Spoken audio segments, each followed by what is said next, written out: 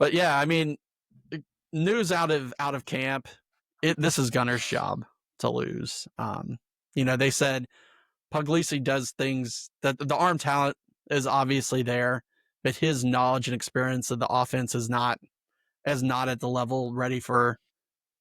Now there's a long time to the season, and if something changes between then and Puglisi ends up starting, he certainly could be a great player. But one of the things Kirby talked about is that with this lack of experience that he has on his team, he said, if I had a whole team of guys with experience like Gunner, we would be in a much better spot.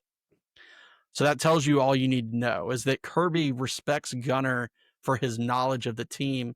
That was another thing that Pate addressed with Kirby when they were talking, because there were some comments on Pate's website that, old Kirby, he's just going to go with seniority and loyalty when he makes a selection. And Josh Pate was like, that's dumb. Kirby Smart is the top of the coaching profession. He's going to go with the guy who gives him the best chance to win. Yeah. And Kirby said, Kirby's direct quote when Pate asked him, he said, you have to take the guy that will make the best decisions to try to win the game. Yeah. You have to get the right players around that quarterback to make a team. It's not about seniority. It's about decision-making, and it's about team. And it's so frustrating that people still question how Kirby operates in that area, because that's always been the gripe. Oh, he's too loyal. He's too loyal. That's not the case. He sees these players every day at practice.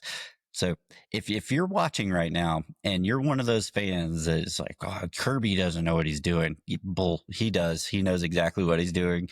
He has won 2 national titles, a few SEC championships.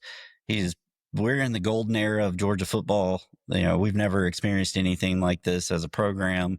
And you just think back to the whole Stetson Bennett situation. Everybody wanted someone else. It's always someone else. And he was the best player. Somebody even pointed out online today, they said that for any of the people who want to say that, oh, look, Georgia, why would any 5-star quarterback want to go to Georgia? Look at what Georgia's done when they've had 5-star quarterbacks. Well, look at the 5-star quarterbacks that have been in Athens. Jacob Eason, okay? He transferred from Georgia, never started a game in the NFL, was a journeyman. So was his 5-star talent developed when he left Georgia and went to Washington? No. Justin Fields left Georgia. Yes, went to Ohio State and was successful. Was drafted in the NFL, but has not been a successful NFL quarterback, has been benched multiple times and been a backup. So was he developed beyond what he was when he was at Georgia? No. Right? JT Daniels, when he was at Georgia, he was a successful winning quarterback. He transferred. What happened? He got beat around and ended up having to retire from football. Did he develop when he left Georgia? No.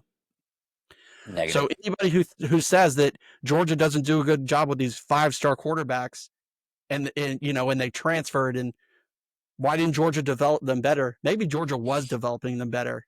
Maybe Georgia wasn't the problem. Maybe those guys were the problem. So maybe it's time to stop harping on Georgia's treatment of 5-star players and take a little bit better look at how guys are rated 5-star players. And maybe pay attention a little better to the coaching staff that took Jake Fromm to a national championship as a true freshman when he wasn't supposed to be the starter, or took Stetson Bennett to 2 national titles, or took Carson Beck, who was a 3-year backup, to a 13-1 season and then another SEC championship. Maybe pay attention to that and a little bit less about those guys who left, went somewhere else and didn't get developed. Yeah.